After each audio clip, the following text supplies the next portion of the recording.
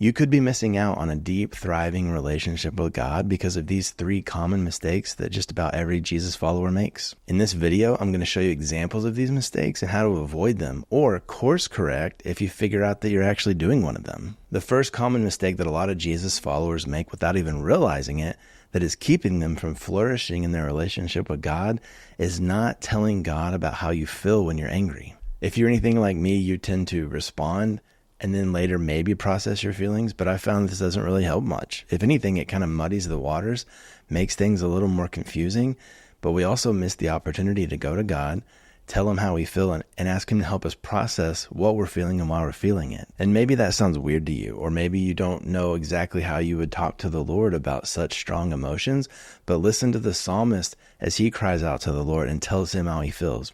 He says, "Listen to my prayer, O God. Do not ignore my cry for help. Please listen and answer me, for I am overwhelmed by my troubles." David pleads with God, and he's raw and vulnerable with God. "My heart pounds in my chest. The terror of death assaults me. Fear and trembling overwhelm me, and I can't stop shaking." He acknowledges to God the physical turmoil, the pounding heart, the shaking, the trembling, but he also opens up about how he feels, the terror that he feels about possibly being killed. But then he goes on even further, because this isn't just anyone. He feels betrayed, deeply betrayed by a trusted friend. And so he goes on and he tells God, "It's my companion and close friend.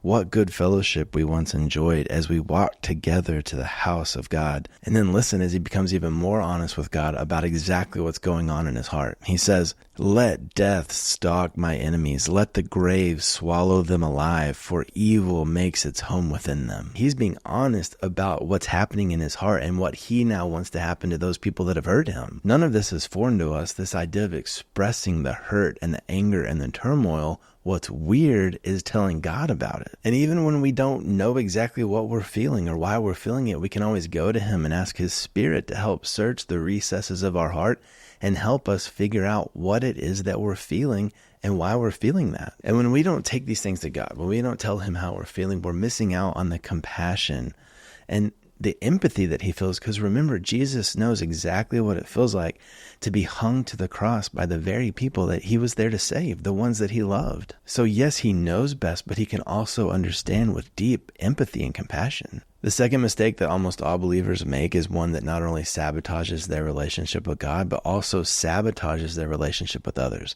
The second mistake is not going to God first when you're angry. I know it's become a widely acceptable practice in this world, but venting to your spouse or your friend is really just gossip. And it feels good and it can be easy and quick, but it really just compounds everything and kind of makes everything worse. The psalmist continues to cry out to God, "God, have mercy on me, for people are hounding me. My foes attack me all day long. I'm constantly hounded by those who slander me, and many are boldly attacking me. They are always twisting what I say. They spend their days plotting to harm me." I mean, it's crazy. These sound like things that we would angrily go tell our spouse or our friend, but the difference is that when we go talk to God about it, he can actually handle it, receive it with perfect grace and love and mercy and holiness. If we're being honest, when we go vent to somebody raw in our anger, it's really, really hard to know if we've even entered into sinning or not. Honestly, we're usually not even concerned about it. And often the person that we're talking to is being tempted to sin too. I mean, they care about us. That's why we've gone to them in the first place. So when we're going and just kind of unfiltered, unadulterated venting to somebody about being hurt or misunderstood or whatever it is, of course that person is also going to share that hurt and they're going to be tempted to sin in anger too. So the question becomes, are we really caring for them by going to them first when we're so upset? Scripture references gossip over 130 times, and every single time it's in the context of don't do it. Stay away from it. It's divisive. It's toxic. God doesn't like it. He doesn't want that for us. He wants us to come to him first so that he can be the one to offer us hope and comfort and peace, but also help us steward these emotions that we're feeling and help us consider what we can do with them and how to honor him and honor others as we live a life of worship for him. And then in Matthew 18, Jesus says we're supposed to go to that person who's offended us before we go to anybody else. And I know that can be really tough, but the question isn't about what's easy.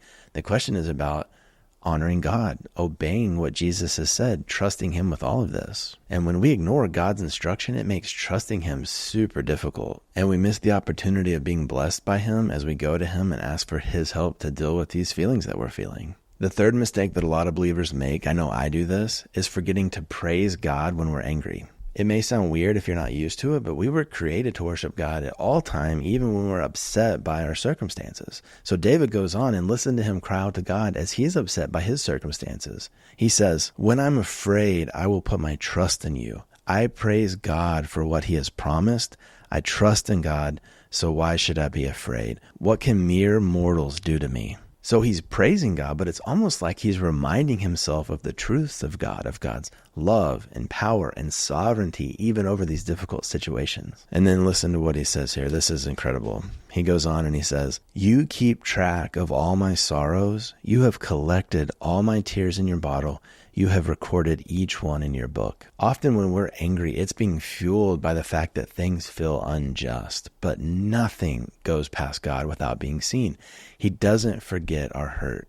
There's not one tear that's wasted. So we can trust God even when things feel out of control and unfair, knowing that none of this is missed by the one who loves us so dearly. And this is crucial when it comes to one of the most powerful ways that we can praise God, which is by forgiving those who've hurt us. We were never meant to have to deal with hurt and anger in the first place. Sin did that. Sin broke the world and it broke our heart inside of us. But in Christ, we can imitate God in everything that we do because we're the children of God. And we can live a life filled with love, imitating the one who gave his life for us because he gave his life for us. And when we're praising God, we're not sinning against him. So when we go to God and tell him how we feel, and we go to him first before we go to others, and we remind ourselves of the truth of his powerful love and sovereignty over all the circumstances of our life, we can know that we're stewarding our emotions and our circumstances the best way that we can for our good and for his glory. Check out this video if you want more about pursuing peace and joy in your relationship with God. And don't forget to subscribe and ring that bell if you want more videos just like this one as they come out. Thank you so much for watching. Until next time.